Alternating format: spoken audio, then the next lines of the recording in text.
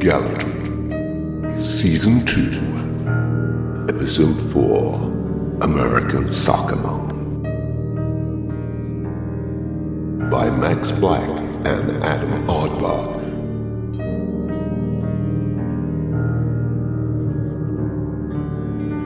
Music by Purple Planet. Sound effects by freesound.org. Copyright Gallantry Productions 2015. Featuring Bob Goodfellow as the Americans, Ren as Jenny Jennings,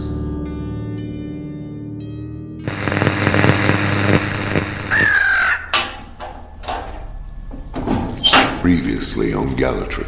Anyway, when Indy died, we found he actually discovered a lot of stuff. Strange stuff. Come here. Shut up and kneel before your mare.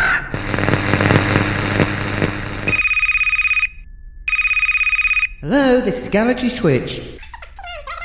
Oh, hello, Doctor. You're after Prentice, you say? Left 10 messages, you say? Important change in private patient, you say? I know, he seems to have just disappeared. Shall I direct you to Chief Anderson? OK, putting you through now, Doctor. There's an awful lot of folk after Mr. Prentice lately. I wonder where he is. Oh well, time for a cuppa.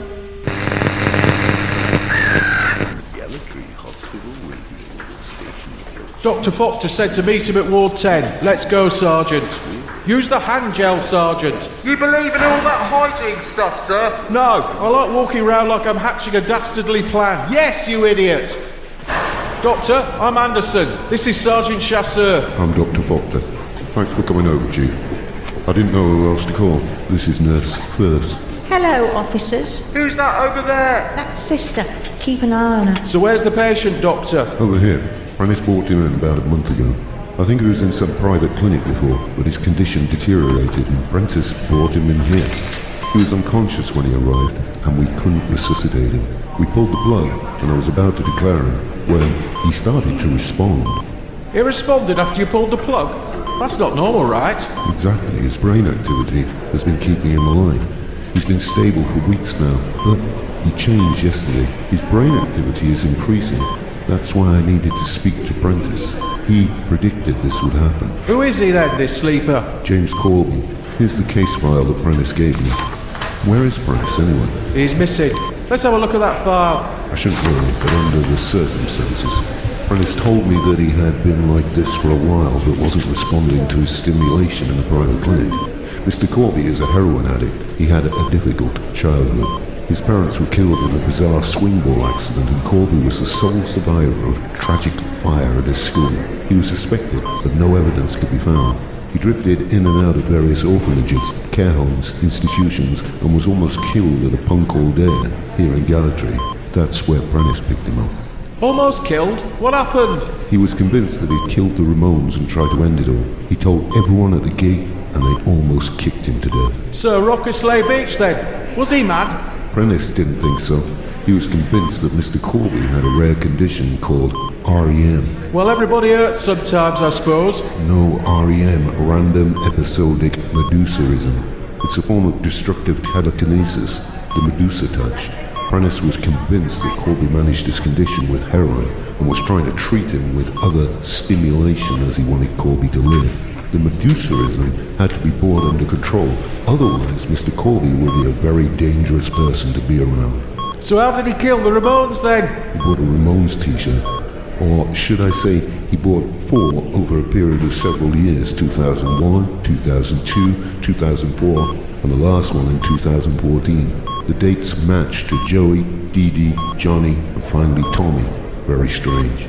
So, do you think he's getting better? Look, his brain activity is increasing all the time. Blimey, you're right. I wonder what he's thinking.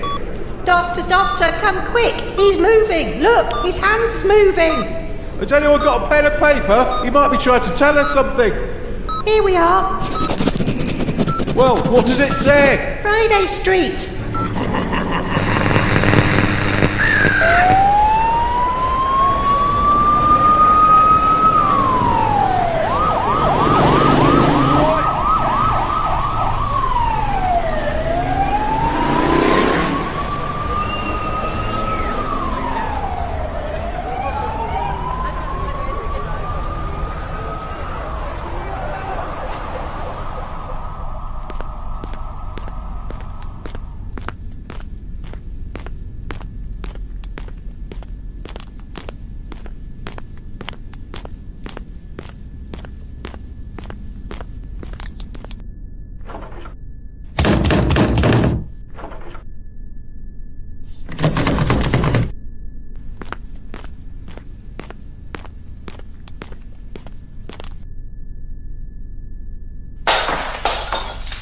Bingo.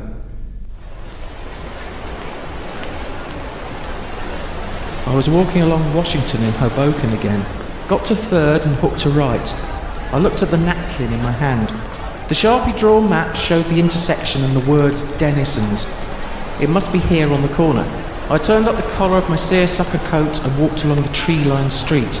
But this seemed too normal for Denison, too residential, well, just too easy. I wonder if he'll remember me. The bastard ought to after the stunt he pulled on me with that drunk Polish chick in Firefly. We all knew she was loaded before we talked our way in there, but when she did finally pass out, it was me that picked her up, fireman lift style, to get her a cab. Denny just stood there shouting, "He's drugged her! He's gonna bugger her!" and falling around laughing as those bleeding do-gooders set on me. Denison still owes me for that dentist bill. I hate socialists. Well, this is it. Denison's. Looks like a converted townhouse to me. Right, let's get this over with. Evening. Is Denison in? Floyd? How do you know me, mister? That framed photo there, Employee of the Month, Floyd 1 star. Well, just tell him that Jimmy's here. Jimmy Corby. Tell him Babylon. He'll know all right. We go back, you see. Sure, Babylon. You know him from England, eh? We don't get many in here. Could be. We were in a cribbage team together or something like that. Well, is he here? No, it's his night off. May swing by later to cash up. Would you like to wait, Mr. Corby? You got Angostura? Excuse me? Bitters? Maybe. Why? You know how to make a rye and dry, don't you, Floyd? Well, I'll remind you whilst we wait for Denison. Take a tall tumbler, a bullet is good. Swill some Angostura around the glass and give it a good coating. 2 chunks of ice, a good measure of Canadian Club, and a bottle of ginger ale on the side. You can do that for me, can't you, Floyd? Hey? Canadian Club? Hey! Yeah, sure, Mr. Corby. Coming right up. Well, Hoboken ain't what it used to be. Since I've been away, everyone I used to know is either dead, in jail, or turned into a realtor. Apart from Denison, or so I thought. I looked round the place. Bare brick glass and those crappy little square print canvases in the alcoves. You know, the ones that say, "I'm intelligent because this is abstract. This is trendy. Welcome to Hoboken, idiots." I had a glance around at the scattered folks sat around at the bar. There were a couple of greasy, shady-looking characters in dark suits, a gambler with a loud tie and a diamond ring, several overly made-up 30-something Jersey women that could pass for call girls, and a couple of fags in the corner, and me. What was I doing here on this Tuesday night, I hear you ask. Well, you and me both. I looked at my hand as I took a sip of the rye and dry. Shaking again. Damn, I need to sort this out. Floyd, where are the restrooms? Just out back over there, behind Hackensack. Hackensack? Mascot, the giraffe. We call him Hackensack. Well, you know, after the court case. Oh, yeah. Thanks.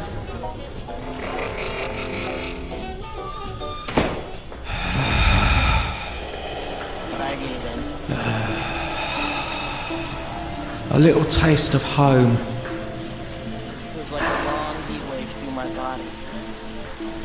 Any ache or pain or sadness or guilty feeling was completely flushed out. Mr. Corby, you okay? Yes, Floyd, I am now, thank you. Hey, ladies, would you like some more drinks here? Shall we have another? Uh-huh. Have you heard about Marcy Clack? Uh-huh. Well, have you heard the latest? It is lush. Well, you know what she was like with that executive husband of hers, Stanley. That perfect house on the Hudson and those straight-A kids and all. Well, I just heard the best. You know Marcy, right? Well, she seems to be having some kind of mid-perfect life crisis or some such. Uh-huh. Well, you know she had started taking little Josh to soccer, remember?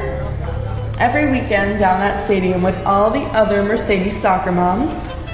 Well, she started going to some self-defense class with that limey soccer coach down there. She was going on about building her confidence back up after her Mr. Perfect Stanley Clack had an affair with his floozy secretary downtown. Do you remember? Uh-huh. Wow. She's been going to that self-defense class quite a lot. Every weekend. And now even young Josh don't get to play his soccer no more. It's always Marcy down in that self-defense class with that limey soccer coach. And guess what? She's gone and gotten herself a tattoo now. Can you believe it? SMF on her arm. Well, Stan bawled her out over it, and she told him it stood for Stan Marcy Forever. But he ain't stupid. She must be seeing this limey guy. Anywho, Stan gave her an open hand cuff around the face, and do you know what she did? Marcy laid him out with one punch. Now, tell me that ain't normal. And their kids go to that swanky academy and all. We are here to learn the art of self-defence. English self-defence. Life in England, like here, is full of dangers. Why are we here? We're here to learn how to defend ourselves against these dangers. This week I will teach you how to turn the negative energy of a would-be assailant into a positive force for your own self-defence. Right, Marcy, I would like you to play the attacker in this demonstration. Come at me, Marcy. You fucking want some, do ya? Well, fucking come on then! You want some? Come on then, you slags! Fucking go on then! What are you fucking looking at? Come on! You want some? You fucking slag! Fuck off! Who are ya? Who are ya? Who are ya? And relax. Remember, this isn't a Jackie Chan movie, ladies. This is football, you know. When a Saturday afternoon comes in New Jersey. Are you okay, Marcy? What did you learn today? That's right. You can take a punch, Marcy. You didn't die. You stood. Right, Marcy. It's time. You've earned this. It's time for your tattoo. We've all got them, see? SMF. Marcy, it's time to meet your new friend, Mr. Stanley Knife. Let's get her ink done. Welcome to the SMF, Marcy. Welcome to the Soccer Mums firm. Who are ya? Who are ya? Who are ya? Who are ya? Mr. Corby, are you alright? Yeah, sorry, I kind of drifted off there for a second. Hey, are you English? Where do you come from, man? England. Gallatry. It's in the middle. Is that near London? Yeah, fairly near. I don't know the Queen, though. You sit right there, man. You're staying. I just had a win on the horses. A big win. That Harvey West. What a horse. You have a drink on me, man. What do you want? My name's Donnie. Pleased to meet you. Jimmy. My name's Jimmy. I'll have a rye and dry. Rye and dry, hey? Don't judge me, man. I'm not a professional gambler. Well, not anymore. I've gone straight. My family were, but I got out. I went to college. I got a degree, a wife, a proper life. My wife don't like me dabbling with the horses. Like my dad and my uncle. See, Jimmy? Here's a picture. She's a lecturer in African American Studies in Columbia, see? She's beautiful. I got out. I design computer systems now, though I still remember what my Uncle Vinny taught me. She looks classy. Donnie, what did your uncle teach you? Insurance. Eh? Insurance? Yeah, insurance. Always have insurance. There's no insurance with the horses. It's all uncertainty. Oh, let me explain. When I was about 8 years old, my Uncle Vinny asked me if I wanted to go fishing on his boat. I was surprised, as Vinny didn't normally let me around. My dad said yeah, and he dropped me off at the marina. We set off, and then Vinny pulled into a dock to pick up someone. He sent me down below. I looked out through that little porthole thing, you know what I'm saying there? Yeah. We pulled right up to Pier 44 off Beard Street. There was this lone guy out there, this rather shabby, shiny suit. It wasn't fishing gear, I thought that, He was pulling on his cigarette and shifting from foot to foot, all nervous like.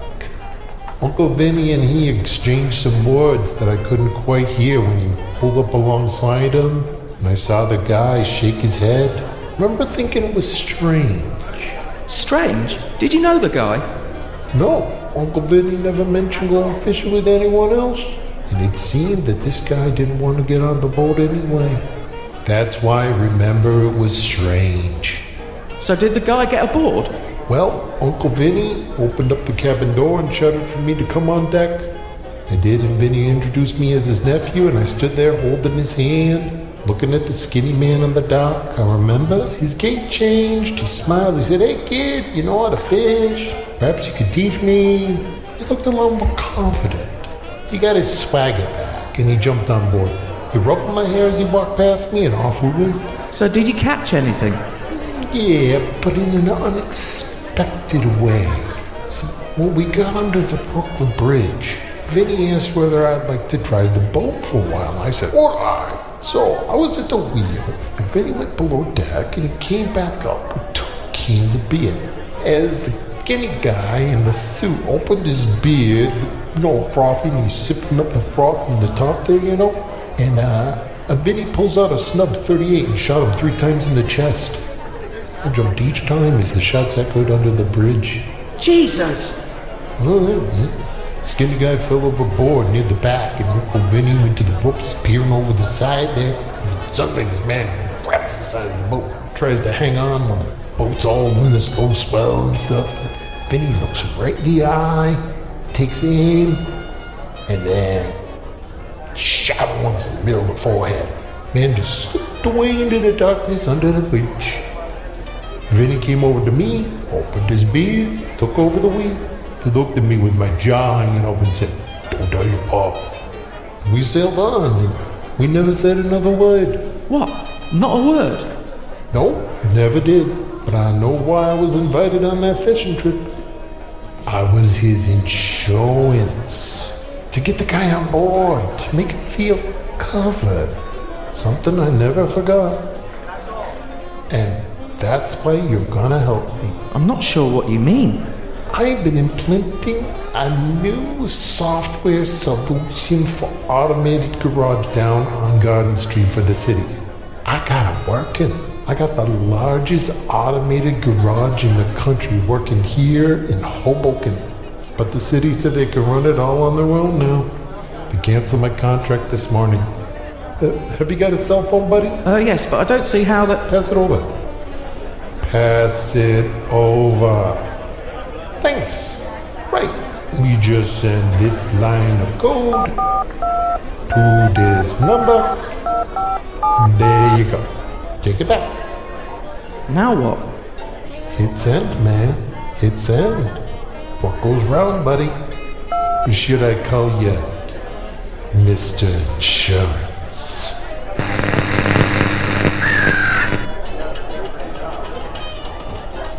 Hey Jimmy, how are you? You look, Tired? Sick? I'm sick and tired of waking up feeling sick and tired. Now, can we go somewhere quiet and talk? What's up, Jimmy? You still pissed about the Polish chick? Shut up, Dennison. I need to talk to you about the Ark. And yes, still pissed off, you asshole. You never change, Jimmy. Come on, over into the snug. I've been expecting you for a few days now. I had an errand to run. Get us a drink, will you? Beer this time. Your Floyd is too heavy with the bitters. My throat's drier than a Quaker's wake. I need to talk serious to you now, Dennison. Floyd, 2 beers, please, buddy. Cheers. It's been a long time. You know why I'm here. I saw the news. I saw the guy on the PATH train, sway. Didn't bat an eyelid till I heard Gallatry. Citizen card, cocking cribbage. You? Me too, got me worried. I guess it started. So did I. It wasn't what I expected after all this time. Do you think it was a cock-up? I mean, we had our orders and then BAM! Like a massive front-page mess. Terror attack on Hoboken tonight. This is not how Prentice sold it to us, remember? But what did he sell us, Jimmy? I'm not sure I can remember myself now. Project Hard, A New Life in America, A Babylon Dream. Just wait and open your instructions. It did go something like that, didn't it? Prentice is a weirdo. Whatever. You do recall what would happen if you hadn't agreed to it? Shut up. If I had wanted to kill her, I would have simply bought her a car. Ha, you do remember then. You've still got it pretty good here, haven't you? Waiting. Hoping that it'll never happen, eh? Well, it is happening. That's why I'm out of the loony bin and you know it.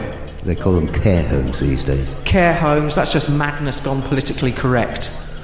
Do you still play crib? I'm a bit rusty, like my teeth. Now listen, I heard the news, I heard this guy Sway, I heard Gallatry. Who is this guy?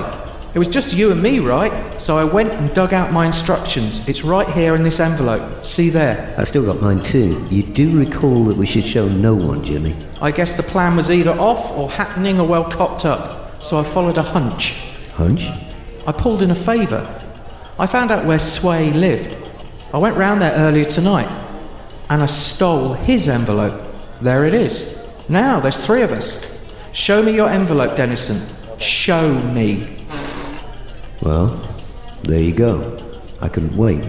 I opened mine. What? We were told not to, under any circumstances, on the pain of the X. I opened mine as well. What does yours say? For your eyes only, Agent Miney. Obtain Hackensack at all costs. Look, see? Here's mine.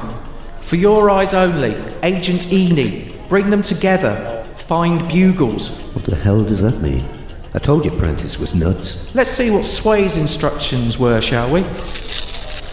For your eyes only, Agent Meany, Horn of Jericho. Beware the seaside. What? I should have known. We thought we were just 2. Arks and animals 2 by 2. Now there are 3. That probably means there's another. To make the other pair. Eh? Prentice was being careful. It was his insurance, you see. Eeny, meeny, miny. Mo, we need to find Mo. And quick. Dennison, your instructions, did you understand them? Did you? Clever Dick? I'm not sure I did. But now I think I will. Well, did you understand? I felt scared after opening it before I was sure. I tried to unopen it, but I couldn't. I had to obtain Hackensack at all costs, so I did. What? The giraffe's head? Over there by the gents? Yeah, over by the gents. How did you work that out? Were you pissed? I remember reading about a stuffed giraffe at a German consulate in the paper. It's been there for years. There's loads of German immigrants here in Hoboken. It was famous, iconic. There was a fire and the giraffe was badly damaged. The locals all protested when the consulate was going to chuck it out. They managed to save the neck only. So they kept that and had it poking out of the floor of the consulate reception area with a cartoon sign saying, Guten Tag, ich bin Hackensack. It became more popular than ever. All the kids wanted to meet Hackensack. That's when I knew it was important. I needed to obtain it for Project Ark. So how the hell did you get that out of the German consulate? I planned a ruse. I went in for a visa and told them I slipped, fell and hurt myself. So I sued them. Slipped over what? An umlaut. Anyway, I won the case, Jewish lawyer, but I waived the settlement. Apart from, the giraffe's head sat here in the bar. I can see why Prentice picked you now. You really are a bastard. Thanks.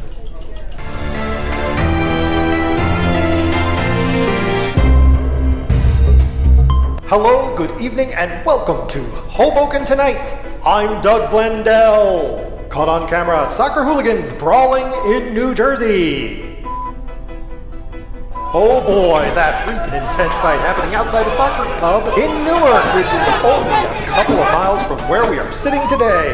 No surprise here, it was between rival fans. Police were called in to break up the brawl, and they did. One shock, though, is that police arrested the alleged ringleader of one of the firms involved, and she turned out to be local Hoboken resident Miss Marshy Clapp from Hudson Street. Jenny. Thanks, Doug. Well, sexual equality, soccer style, seemingly has finally arrived here in Hoboken. We will have a special report on this and other worrying things coming over from the other side of the pond tomorrow. Now, we pick up on a story covered in the New York Times recently. I quote, Hoboken, New Jersey. The motive is unclear. The weapon is a mystery. But what is certain is what is being called the country's first fully automated parking garage has already claimed 2 victims, most recently on October 16th, when the $12 million garage sent a Jeep Wrangler plummeting 4 stories to its demise. No one was in the car, or the garage for that matter, in those early morning hours, and no one was hurt, but gasoline did leak from the Jeep. The authorities still aren't sure why it fell, and the events leading up to the accident are a matter of dispute. The city spokesperson said that a driver improperly placed the car on one of the pallets. However, only yesterday a Cadillac DeVille fell and crashed in the same garage here in Hoboken on Garden Street. But the owner was Peter Parker, America's record-breaking stunt parking expert. Even if our country's most adept parker is a victim, this station asks, would you trust your automobile to this huge robotic beast? How much will the city have to pay in compensation? And isn't Peter Parker a photographer anyway? If the automated garage has destroyed your automobile, please call in. We want to hear your story. Doug? Thanks, Jenny. And in other news...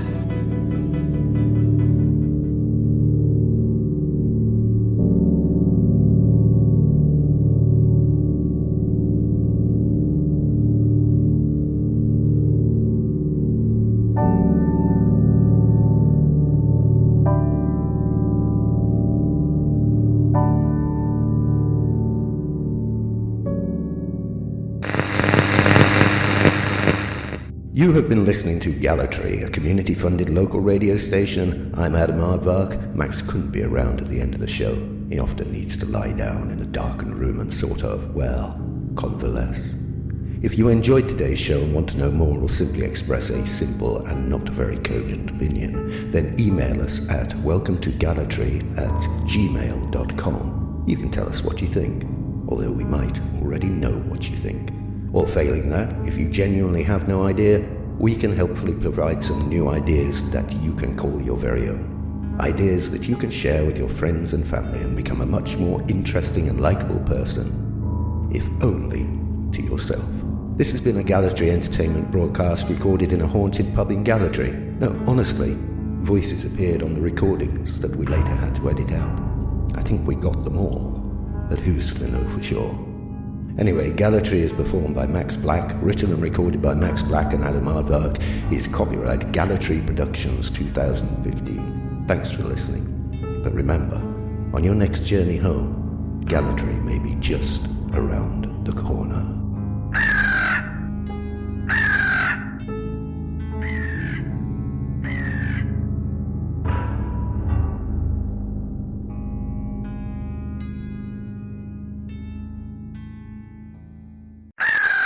The retrofitting of Hoboken's 314 space automated parking garage on Garden Street has been completed. As we hear in the following report, the operation of the 7-deck structure has been turned over to the Hoboken Parking Utility. After years of mechanical breakdowns and over-budgeting since its 2002 opening, Hoboken officials say the automated parking garage at 916 Garden Street is finally A-OK. Today, a ribbon was cut, marking the official end of a year-long retrofit by the Israeli-based Unitronics, which resulted in the installation of new computer software and mechanical systems aimed at making the facility run more efficiently. The system has some problem with the control system and the software.